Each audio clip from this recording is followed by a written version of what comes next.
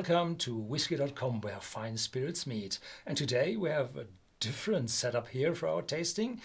We have a guest. It's Iain McAlister from the Glen Scotia Distillery, and please introduce yourself a little bit. Yeah, thank you very much, host. As I say, a pleasure to be here. Wonderful to be here, obviously in Bavaria, you know, and the ancestral home of Whisky.de. So, yeah, thank you. Yeah, as I say, Iain McAlister, Master Distiller, Distillery Manager at Glen Scotia Distillery in Campbelltown. So, thank you.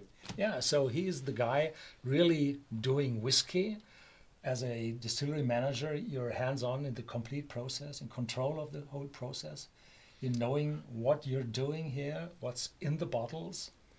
Yeah, absolutely. It's very much a hands-on job, as we were talking about earlier there. It really is. You know, it's a job that, well, as I often say to people, it's not a job you do just for the sake of doing a job. It's more a way of life. Yes. Yeah, and as I said, your hands are clean now, so you're just a few days on road today, here to southern part of Germany, to Bavaria, and thank you for having the first on the chat. And is it pre-recorded? ? Herbie on the wheels, Shubahayu. This question comes in every chat, and well, this is live. This is not pre-recorded, and every live tasting we're doing here, which carries life in the title, is really live. Yeah. So yeah. So in the start, we just have a little bit of talk in the moment, to have the people adjusted, new people coming in, being a little late. YouTube sends messages out to the people saying they're live now, and then they come in and adjust. We have today thank you for your Victoriana. Yeah, very good. We do not have the Victoriana today. We're tasting 4 of the newer ones. We had a relaunch of the whiskies in summer 22, you said? Yeah. And we have the Glen Scotia Campbelltown Harbour, the 10-year-old, and then 2 double casks, one with a PX sherry cask and one with a rum cask finish. And we will taste them in this sequence from left to right. Yeah. And as we do not, we're very careful with money. We have small miniatures for us, which we put in the bottles, and our customers here in Central Europe, in Germany, Austria, and the Netherlands, they have the chance to buy those miniatures to accompany us during this live tasting. Yeah. And we start as always with an introduction to the distillery. We will have a few pictures, and during those pictures I hand over to you, because you're here the special guest, and I'm not here for talking all the time. So we start with the first picture of Glen Scotia, and Glen Scotia means the Valley of the Scots. And have a few words where you're situated, and yeah. Yeah, absolutely. You know, as you quite rightly say, you know, it's Valley of the Scots, and it's but historically it's not always been that. You know, when you go back, originally it was just Scotia. It was known as Old Scotia Distillery. Time to go to the 1930s. Then Scotia was obviously must have got Scotia. That's something, yeah. bit better. So yeah. I mean, obviously the region itself, you know, a small town as most of your viewers know that, you know, small town west coast of Scotland. But yeah, I mean, it's got a huge reputation in the whisky making industry. So yeah, wonderful place. Yeah, and so you're on the peninsula of Kintyre, so it's quite difficult to reach, or need a few hours from Glasgow, from the airport. Yes.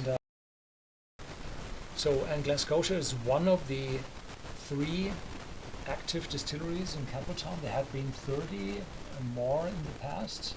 Yes, there's been quite. You know, there was potentially 36 different distilleries that came across. At any one time, there would have been 21 operating. I think about 1887 there was 21 distilleries operating, which is still huge. That's my Wi-Fi calls. I'm in Australia. Oh dear. Right. Whiskey with E. Nah, bad one.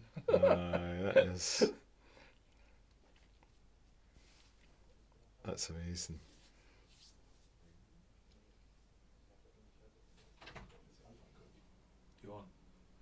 Einfach weitermachen oder vom Start? You're live.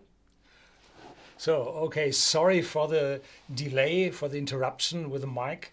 There have been some weird connection problems, and Houston, we have a problem. Better sound now. Thank you for Myro, perfect from Purple Elephant. We don't know which mouse we're moving through the studio. So we're moving on. We had been at the location at the entire peninsula, and Yes. that there had been 21 distilleries in production Yes. at the same time. Yes, absolutely. So yeah, I mean, it's reputation wise, as it's huge, as I say, Horst. It really was. And that disappeared quite quickly. The time you get in the 1920s. And the big recession came. The huge influence and on it. Therefore, there is still this Campbelltown single malt Scotch whiskey not brand category due to those many distilleries there had been.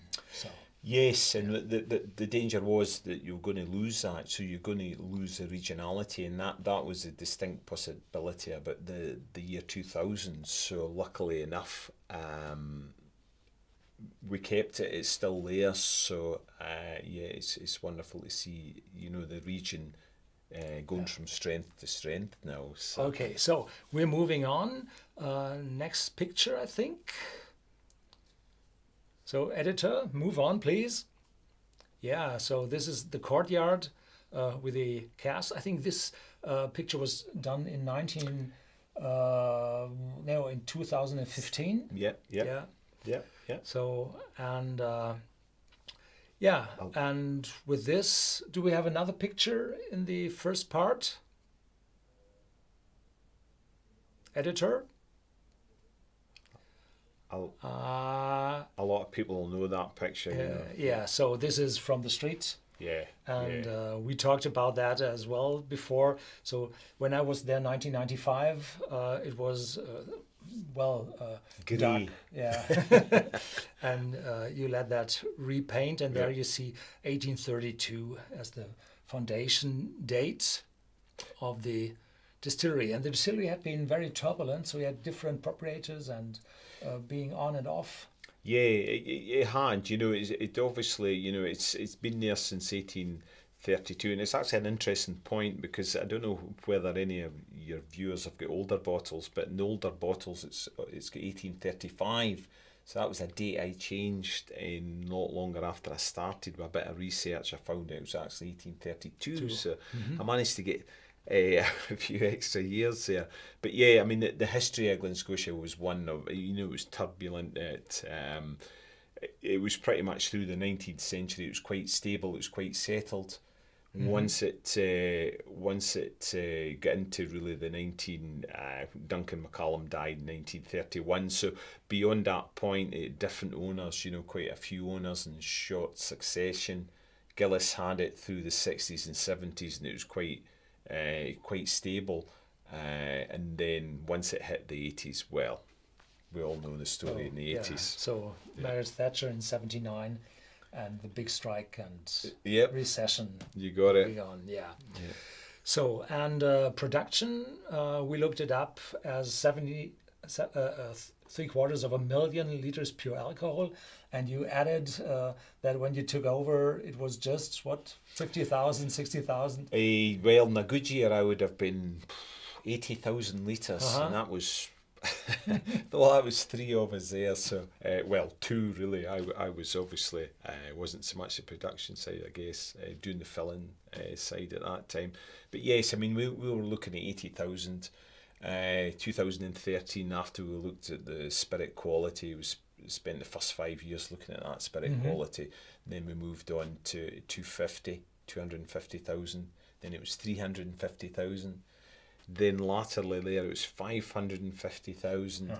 Now we're edging up to looking at 800,000. So that's us try to keep our heads above water. So So now we're talking a little bit about 100,000 liters, and now we're looking for a few milliliters. Yes. Have the first. Yes, thank you. Whiskey. So we're tasting the Campbelltown Harbour, Yeah. and Campbelltown has quite a wonderful harbour where the yachts are lying now. It has. It's very much, in fact, it's one of the finest natural harbours in the world. It really is. It's got a wonderful bay. There's the island of Devar, which acts as a sentinel, I guess, to the harbour. There's a Dorland Sand. So, it's a wonderful harbour. And obviously, what a name for a whiskey. Yeah. So this one is 40%. It's an entry whiskey, as I understood. Yes. And it's first fill ex-bourbon cask, so fresh wood. That's for a young whiskey, very good. Yes. Yeah, absolutely. And it's priced in the mid-30s here in Central Europe, euros, dollars, pounds. Beautiful. Absolutely. Yeah. I mean, as you say, it's really 40% first fill bourbon. And it really is, it's one of these drams where, it really gives you a fantastic insight into the distillery, the flavour profile there. What we're doing today at Glen Scotia, that distillery, Glen Scotia, has found its confidence, it's back on its feet. So it's wonderful to see whiskies like this, which obviously convey that, they convey the character of the region, of the distillery. This is wonderful. So I have a little bit of maritime notes. Yeah. And little floral notes, and the vanilla from the ex-bourbon casks. Absolutely. Yeah. Soon as you knows that, the overriding feeling is you really get a lot of that coastal maritime influence there, and that is something that really comes to the fore. It's briny. There's an oiliness there, so lovely balance going on there, a confluence of flavours. Okay. Oh, Sláinte, my friend. Yeah.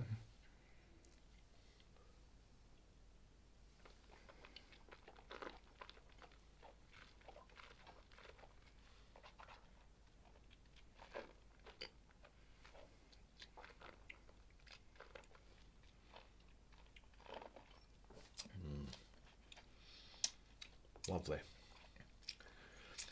There's a creaminess to it. You get a lot of soft peach, fresh apple,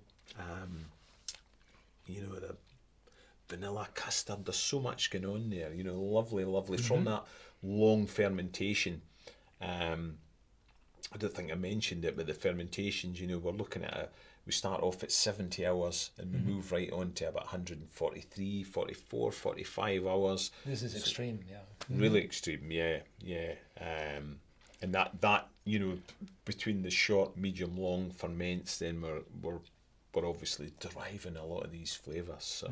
And I feel a little bit of a hint of smokiness in it, a little bit in the aftertaste.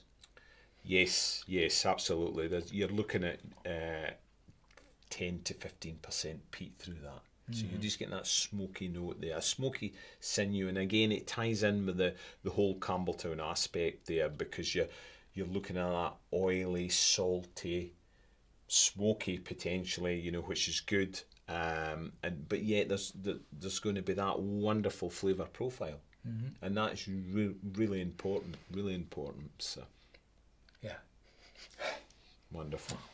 So this is a typically, I would say, to sum it up for me, my personal view, a typical ex-bourbon cask whiskey with a big intensity. We will see, I think, the pot still soon, and a kind of maritime hint of smoke, like in former times in the Inner Hebrides where the whiskey was made.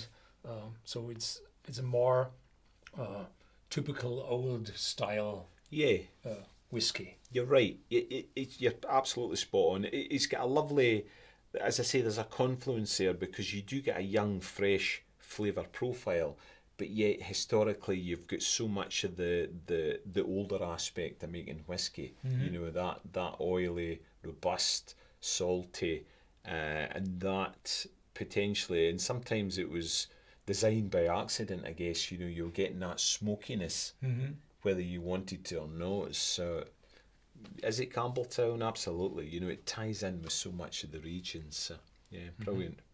So we have a little bit what the chat said. Why do many whiskies coming from islands have no age statement?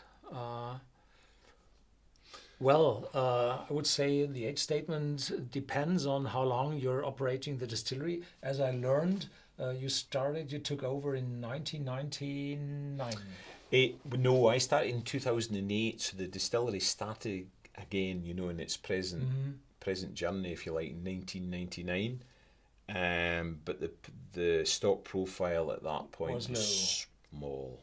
Yeah, really small. So therefore, there's not a lot of age statement whiskies. There's a Glen Scotia 25, but it's from the time before. Yes. And now you're up to 18 years in your own production. Yes. As an 18-year-old on the market as well. And today we just wanted to have the new ones, how the future profile of Glen Scotia will be. And this will be moving forward the older your profile gets. Absolutely. It gives you a good insight into what we're doing, you know, how the flavours work and how the dynamics of the distillery, you know, how it operates. So yeah. Okay, so to the next pictures, we're good in schedule. So first is the mash tun. This is a classical old Victorian style cast iron mash tun. Mash tun, yeah. Could you say something about the tonnage and? Yeah, absolutely. I mean, it's a wonderful. Obviously, when you look at the mash tun, you can see the way it's obviously bolted together. It's cast iron sections. It's got a false floor in it, so it's got a bronze, brass bronze floor in it, and the guys lift that. So basically, technically, that's what I would class a rack and pinion type mash tun. So we have a picture from the inside. Yeah. Where you see those yes gear working through the mash. Yeah, absolutely. So it's very, very hands-on, and that's the main point I would make about that mash tun is it's an unforgiving piece of equipment. So from an engineer, you've really got to you've got to know how it works. The guys that operate it, they obviously they put their heart and soul into it. So it works incredibly well. So yeah. Yeah, and you added a lid on top of it for energy conservation. Perhaps in the early times of the 20th century, there wouldn't have been that lid on top of that. No. Yeah. It would have been open. Yeah. Absolutely. So do we have a next picture or moving on to the washbacks? Here we have the washbacks. Yeah. And the specialty of this is they are hermetically closed so that you could have this long fermentation period, as you said. Yeah, absolutely. So the first time you look at them, stainless steel, and that really leads on from what I had there when I started. So when I started, it was corton steel. And corton steel was the wonder material of the 50s and 60s. That's what they used. So it was time to change them. So it was like for me. Obviously allowed me to experiment a little bit with the longer fermentations. But as you quite rightly say, they're sealed, they're vented to the outside atmosphere, 25,000 litres. But we put nowhere like that in there. You know, at the moment we're looking at 18,000 litres. So it's quite a small amount we're putting in there versus the total capacity to allow for fermentation. Yeah. So to be especially, a lot of people say they would like to have those Oregon pine washbacks, but then you're not able to ferment that long time because you will get vinegar bacteria moving in and putting sourness to the whiskey. So this is the only chance to have this long fermentation period for the yeast to act, to give more fruitiness, Yep. to give more aroma. Therefore, I never heard about such a long fermentation. So the Yeah. longest I heard was 96 hours. Yeah. So this is long. And here you see 6 washbacks, and there are 3 additional ones on the outside. So you need more. The longer you ferment, the less throughput you have. So you had to Yeah. add. Yep. Yeah. You're right. You're spot on. So you basically get 6 inside, 3 outside. So again, if I move up to extra production, then I'll need even more. So I'm adding washbacks all the time, and that obviously allows me to keep that flavour profile. So it's very important that we get the balance right, especially with the flavour. Yep. Yeah, so we're moving on to the next tasting, to the Glen Scotia, 10-year-old, and it's priced around 40, and it's unpeated. And I think this will be, well, the most selling whiskey from your distillery in the future.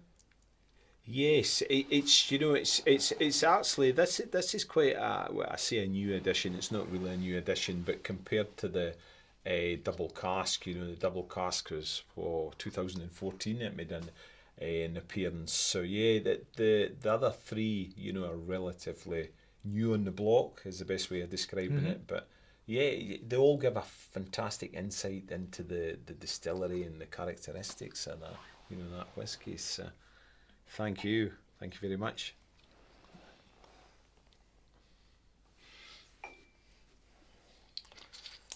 Yeah. Wonderful. Thank you. So it's 40% ABV as well for the regular customer. Yes. Uncomplicated ABV. Absolutely. Yeah. Wow. Wonderful nose there. You really get a huge, and Glen Scotia and bourbon casks. Well, there's something special about Glen Scotia and bourbon casks. You really, a lovely, just enhances, just develops, conveys, displays that flavour profile. Here on this, I really feel the difference to the first one. Yeah. This shows a little bit of citrus. Yes. A little bit more of oak, of course, it's older. Yes. And the maritime note is more intense, but I do not have this faint smoke. No, not at all. No. It's welcoming, fresh, friendly. It really is. It really, as I say, it's got a lovely vibrance to it. And that's first fill bourbon, because I basically spent the first 7, 8 years, 9 years even, filling first fill bourbon casks. So that's where a lot of this is coming from, that era. Really worked well. Nowadays we're looking at more first, some second, different charm levels, and other lesser options. So. Cheers. Cheers, my friend.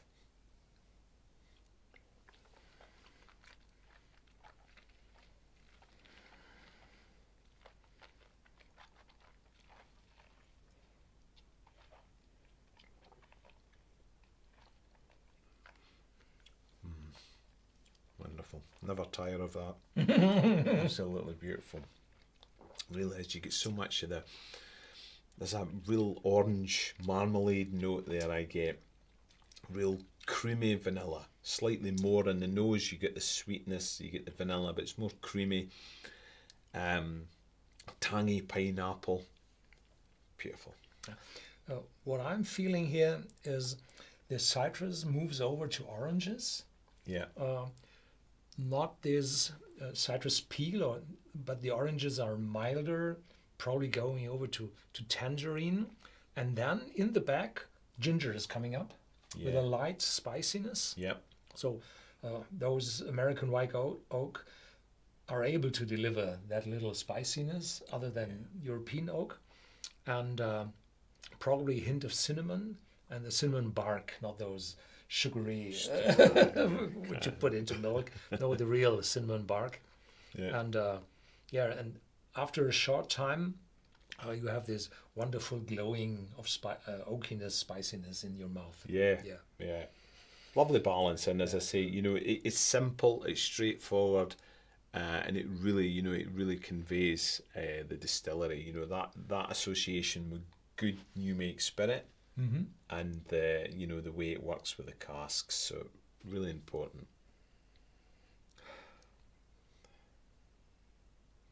You never tire of nosing that whiskey. Yeah.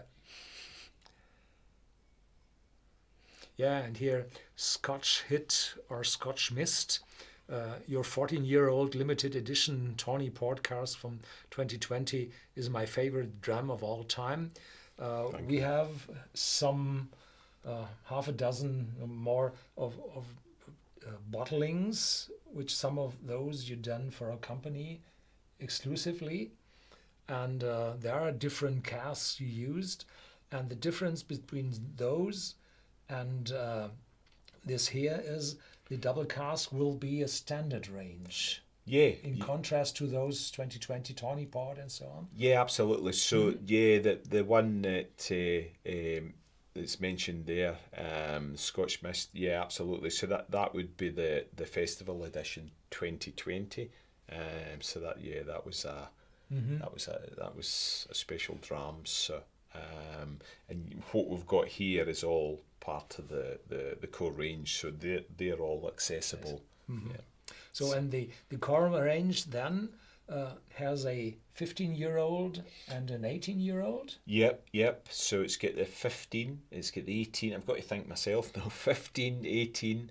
There's a 21, obviously now as well. It's like the rum double cask, so it's just made an appearance. Mm-hmm. And you've got obviously the 25-year-old, which is done as But the stocks are low. Yes, unfortunately, As yes. always, yeah. Yes. Yeah. Yeah. So we are moving on with the next pictures of the distillery, and here we have the heart of the distillery, the stills. Yes. Yeah. So we talked about the special design of the stills. They are steam coil heated Yes. stills, as Yes. most of the stills are. And the first is the wash still. You can see it with a little window on the right hand side where you can see the boiling wash in it. And the back is the spirit still. Can you tell a little bit about those? Yeah, I mean, when you look at the stills, if everyone can see the pictures, yeah, I mean, as soon as you look at the stills, classic Campbelltown stills, they're short, they're quite squat, but they're wide, they're quite bulbous. So obviously, even right in at the OG there, so where it goes in the uplift, if you like. So you're going to get wonderful copper contact there. It's going to be quite heavy, robust. The type of reflux you're getting is going to be oily. The line arm's quite long, that leads to the condenser, but the condenser again, is going to be an extension of that distillation process. So you're getting you're getting a wonderful honed distillate there, which is obviously of the distillery. If I look at the stills, they are looking pretty well cared of, because they are not that dark. If you're rushing the distillation, they're turning dark on the outside, so they are shiny, they are bright. So your distillation in a slow manner. How long do you have it in the? They are 18,000 and 12,000 liters. How long do you need for those 12,000 liters? It's 8 hours. Yeah. Well, we're obviously I mean, with the wash stills, so one wash back, we're going to split that into 2 half charges. So you're roughly you're going to be about 5 hours per half charge. So everything's going to be in balance. So that's exactly the same as the spirit still. It's you're going to take 10, 11, sometimes 12 hours with a spirit run. So you don't want to obviously overfill that spirit still, but keep it, quite low. So again, we're getting good contact and just nice, slow, careful distillation. Yeah. And then we had a talk about the line arm. Yeah, you mentioned it already. Yeah. That those are quite horizontally with a 2-degree down angle, so that the vapors have a long time contact with the copper. Yes, yes. And when the condensers are outside, where in former times there have been warm tubs, but yes. now for a century or so you have those industry-style shell and tube condensers. condensers. Yeah, Yes. yeah. Editor, can we move on? Yeah, thank you. These are the condensers, and you told about the line arm with the dog's leg. Yes, yes, absolutely. I mean, the dog's leg, when I look at that dog's leg, you know, it's one of these questions I ask myself. This is really, you know, again, you know, from a build point of view, when you look at that, I think it's been a case of stills being in X position, condensers being in Y position, but the lineup has been slightly adrift, so hence why you get a dog leg there. So. But this keeps is a little hindrance for the vapors to enter the condenser, staying a little bit longer in the line arm. Yes, yes. And the condensers are pure copper, the tubes as well, so yes. you have a catalytic conversion of the faints of the unwanted sharp substances. Yes, absolutely. Yeah. Very, very important. And as I say, you know, as I mentioned there earlier, it really acts as a part of the distillation process, you know, so we're getting all that copper contact right through to the tailpipe, really. The tailpipe's obviously, that's us hitting stainless, but by that point it's back to a liquid. So it's went from a gas to a liquid, back to you know, back to that liquid again. So yeah, it's important. Yeah. So now it's time for the third whiskey, and now we're coming to those double cask whiskies. And the first one is as well 46% ABV. It's unchill filtered with 46% ABV, yes. So it's more for the connoisseur. And well, it's just 40 euros here in Central Europe, so quite affordable. And it's PX sherry cask, and those PX, I don't know if you know where the PX stands for. Pedro Jimenez, yeah. Pedro Jimenez, yep. And this is an old German.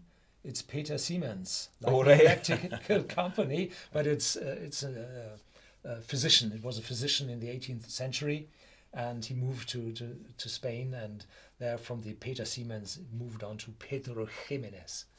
Wow. So we found it by accident. There we go. So it was just funny having that. Wonderful. And so we have this Pedro Jimenez sherry cask, and those have the Pedro Jimenez sherry is a sweet sherry. It's not fully fermented. They're stopping it before all those sugars are converted into alcohol. And by this, the sherry casks contain a little bit of sweetness. And as later on they fortify it, they put brandy in it to bring it up to 20%, as the PX sherry typically has. And those casks are wonderful, aroma-giving beautiful pieces. Yeah. When you taste the sherry out of some of these casks, they're absolutely stunning. Thank you very much. So yeah, I mean it's wonderful. Obviously, you get the opportunity to use them with Glen Scotia, and again, it's probably worth mentioning. You know, historically, Campbelltown would have had that association with these casks. So importing. You know, mm-hmm. it was obviously when we looked at the maps. You look at Campbelltown, you think, my goodness, that's going to be difficult to get to nowadays. But when you go back to that 19th century period, you know, Campbelltown was the epicentre. It was a place from the trade from the Americas, from Europe, heading to Glasgow, Liverpool, wherever. You know, that was the place. So there was casks coming in. So it was just on the tip of the peninsula. Absolutely. You can reach every part, yeah. Mm-hmm. Every part. So yeah, very, very, very, very important that, you know. Yeah. So, and all the all the dukes and the lords, they ran on sherry. Yeah. I don't know. They succeeded the Spaniards, and probably they said, well, that's all we got from them beside the gold. Absolutely. But it's probably true, because there would be a certain amount of, obviously, a certain period they'd be using brandy, cognac, but in the Napoleonic era, that was cut off. So they would obviously, the Iberian Peninsula would be the next port of call for them. Yeah. So yeah. And then with the empire, the Scotch conquered the world, and in the empire where the sun never set, the Scots were running the business and the English were counting money in London. Yeah. And so all the Scots want to have their whiskey in those colonies, and so they exported the whiskey as well. We were doing all the hard work. Oh, Romain Lavoie, thank you very much for the 22 Canadian dollars. That's a lot. Wow, thank you. Super chat. Wow. You know that? No, that's amazing. So there are advertisements in the video or in front of the video, and that advertisement goes half to YouTube, half to us. And then there are donations from the visitors Wow. to the channel. And well, in the Anglo-Saxon community, it's quite often that they spend money for doing our work. Thank you very much for that. Brilliant. And so part of that, not too much, is going to YouTube, and the rest is going to us. Thank you. We will buy a new cable. So that was bad cable we had might be replaced. Thank you for that. Well done. Cheers. Cheers. Oh, completely different. Different again, isn't it? It really is. You know, it's wonderful. And bearing in mind, you've got the same, you know, what we talked about there, that first fill bourbon matured new make spirit here. So, lovely, lovely. It really is. And what we've got here really is, as I say, first fill bourbon, but it's got a 9 months finish in that sherry 9 PX. months. Okay. Aye. It's a sherry PX butt there. And it really gives it you know, it's, I wonder, really, you know, it's, for me, it's really puddings. You know, you're getting a creme caramel, caramelized sugars, wonderful balanced oak. So a lot going on there in the nose. Depth. Wonderful. Yeah, so I have still the distillery character with the fruitiness, the light fruitiness, but then the dark fruitiness from those sherry casks. Yeah. Darker caramel. Yeah. Quite some sweetness in it. Yeah, absolutely. You look at it, wonderful. You know, it really is. That oily content there, you know, real robustness to it. Yeah. Cheers. Slanger.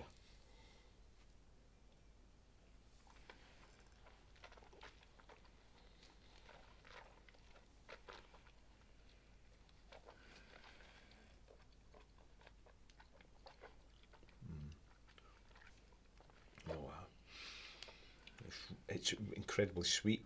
It's rich. It's spicy.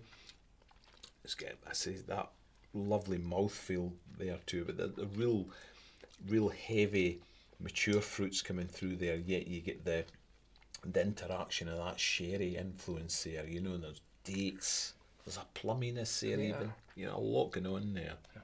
So I'm astonished how big, mouthful. Yeah. Complex, full in every part, that you have this huge still which give this big whiskey, and the cask with the sweetness and the oakiness, and still the distillery character. So this is even showing no age statement. This is very on top of fermentation, of maturation. That nothing, neither the cask nor the distillery character, nor the parts coming from the yeasts, is overwhelmed by another part. So it's very well balanced all together. Yeah. And it's, I think that's important. You know, you've really got to get the everything to work. You know, and that's it. That's what it's all about. Because it would be pointless putting that whiskey in, finishing it in a PX sherry, but if we're going to lose all that DNA, all that identity, you know, if it was totally lost, then, you know, and that's the secret, it's just getting everything to work, getting everything to come to the fore. 46%, so. Yeah, but it's not too strong. No, it's fitting, yeah. No. Yeah, so we have to move on. Lovely balance. We're not here for fun, we're here to work. Yes, absolutely. Absolutely. Yeah, now we're coming to the cask, and Yeah. in the start we had a question from in the chat where the logo on the outside of the still building was on top, those bows going into each other. Yes. And in the start I had those fizzle logo on the cask. Perhaps you can tell to both things. Yeah, absolutely. Well, it's starting the oldest one. So the oldest one, basically, that was there when 1989 in the casks that we're looking at there. So that was obviously Gibson days. So that was a long time ago. They put a lot of these thistles on the casks. They actually used to. I quite like some of the wording in these casks because it's got Argyllshire. You don't really see that in casks nowadays. So they're really quite interesting when you look at the casks. And that is refill hoggies, a lot of these. So lovely casks. And the outside of the building, that was actually a really clever a local guy. He's a designer. He does signs, etc. So he actually came up with that logo. Now I see it. I Yeah. couldn't recognize it on the building. Yeah. It's a G and an S, Yeah. Glen Scotia. Yeah. Yeah, so it's modern, but the 1832 is ancient. Yeah, yeah, absolutely. So yeah, it works very well. Yeah. Editor, can we have a close-up, please? So here you can see the G and the big S. Yeah. Yeah, so this is the logo. So yeah, and you bearing in mind when you go back to 2013, there was none of that, So there was pretty much no logo. The old logo, I think, was the one I remember that sticks in my mind was a Highland gentleman sitting in a rock with his dog, Yeah. which you seen in old bottles. Yeah, it was Kilts and castles. Kilts and castles. Yeah. It was what it was from that era. So yeah, it was interesting. Yeah. We have, I think, a last picture of the warehouses. So those are the dunnage warehouses where we just saw the picture in, and there you're preparing cask as well.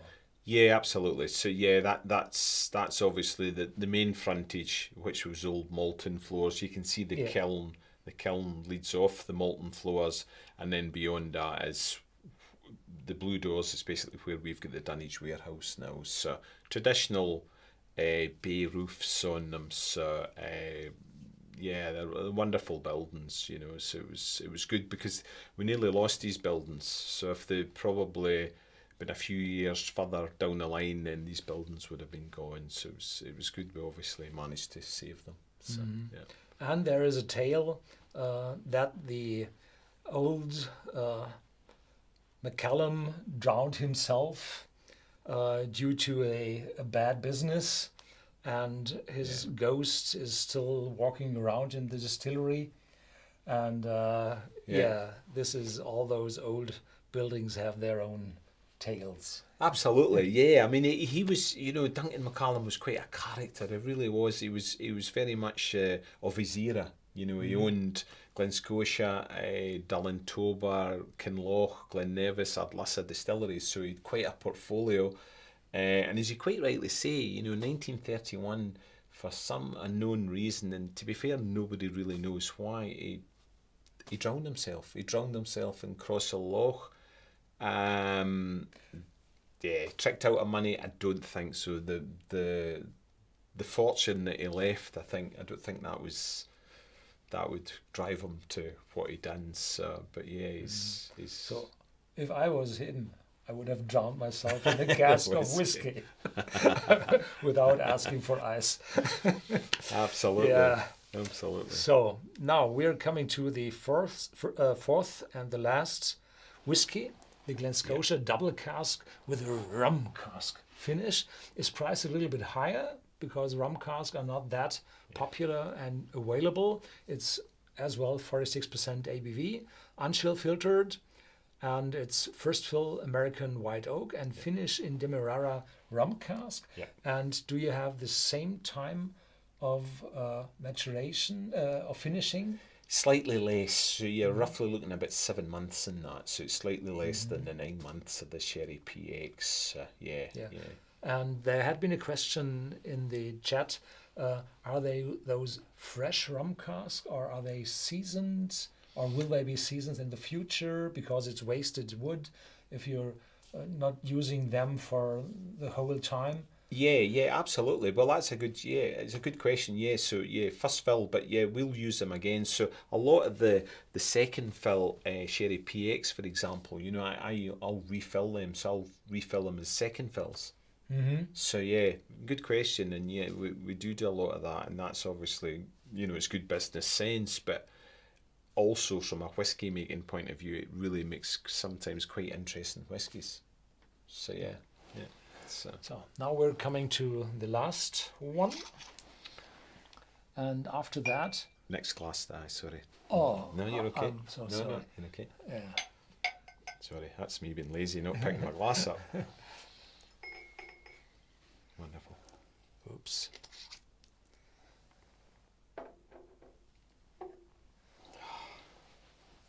Beautiful nose, it really is.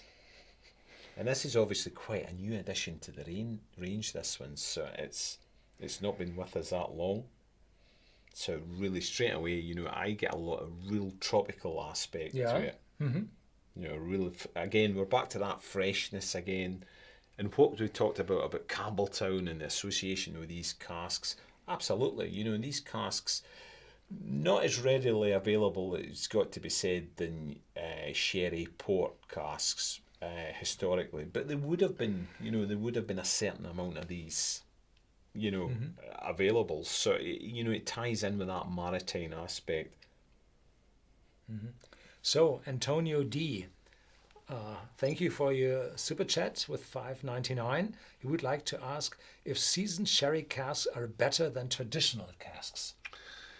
Seasoned, well, you know, obviously where we are with sherry casks, and Glen Scotia is no different than a lot of other distilleries. You know, we can't just go to certain bodegas and get casks, because you know we've really not got the buying power to do that. You know, it's something that that we can't do. Are they better? Well, it really depends. You know, it's very hard to say one's better than the other. Obviously, if you want something the best of the best, then obviously really old sherry casks are really quite interesting. But again, you know, the whiskey coming from seasoned sherry casks potentially is going to be every bit as good. So it's really what you do with it, what you put into that cask, how you treat that cask. So there's so many variables there, to be fair. So you can't say the one is better than the other. Yeah, it's different. It's going to be, you know, that you would, when you think on it straight away, you say, right, okay, I would rather have a traditional cask, but it's going to be hard because some of the whiskies coming out a seasoned cask, maybe 10 years down the line or less, are going to be absolutely stunning. Mm-hmm. So, okay. Slanger. Cheers. Slanger. Yeah.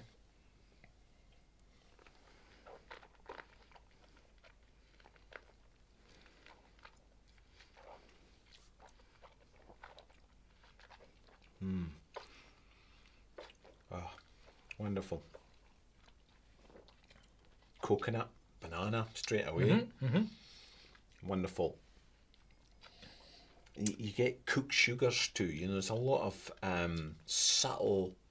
You do get some of that molasses. You do. It's there. Mm-hmm.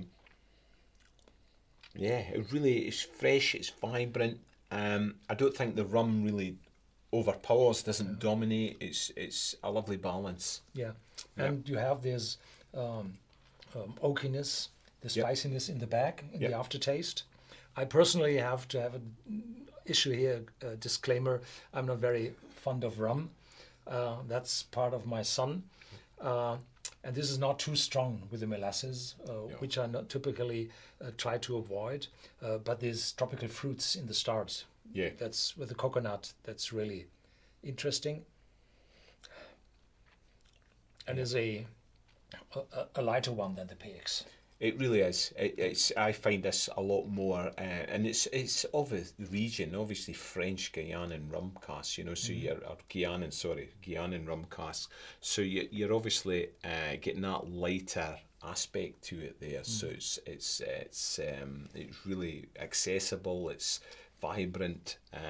Really, as I say, the balance of flavours in this one are amazing. So I'm sorry we have to interrupt now because the next live tasting is coming up. We have some things still to do.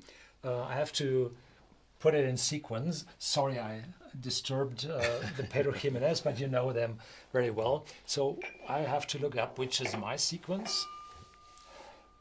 Yeah. And in the chat you see what you're able to vote for. And please, we know that there aren't in the English. We don't ship to those countries in Singapore and Brazil and wherever. We don't ship to there, so we can't tell. There won't be that many answers. Yes. But I knew my sequence. Oh, yeah, we have eight votes. Probably a few of our Central European customers already got into this first tasting. And before we are solving that, there's the next video coming up. And editor, please, when will it be? It will be on June the 2nd. And this is a live tasting with a author of books about spirits, and she's the news editor for whisky.de/whisky.com. And this live whiskey in English language, live tasting, I think there will be some whiskies in it as well, on whisky.com/live will be at 2030 on the 2nd of June. And now I'm telling what my sequence was. It's the 10-year first, it's the double cask second, it's, Rum Cask or Campbelltown Harbour is third. I can't distinguish which one I find better. But I'm the fan of the Pedro Jimenez, and the 10-year-old really has potential. Yep. Now, may we have the results from the votes, please? Yeah. Wow, there we go. Double cask, double rum, Harbour. Yeah. So it's 4, 3, 2, 1. Wow. Yeah. There we go. Yeah. Double cask has done really well there. Wonderful. Wonderful. Yeah. Thank you. Thank you. Yeah. So thank you for being here. Pleasure. Giving all the answers to our customers. And I have to apologize for the bad cable we had in the beginning, but I hope all the content we had was favorable to all of you. Thank you very much for watching. Stay tuned next time, June the 2nd.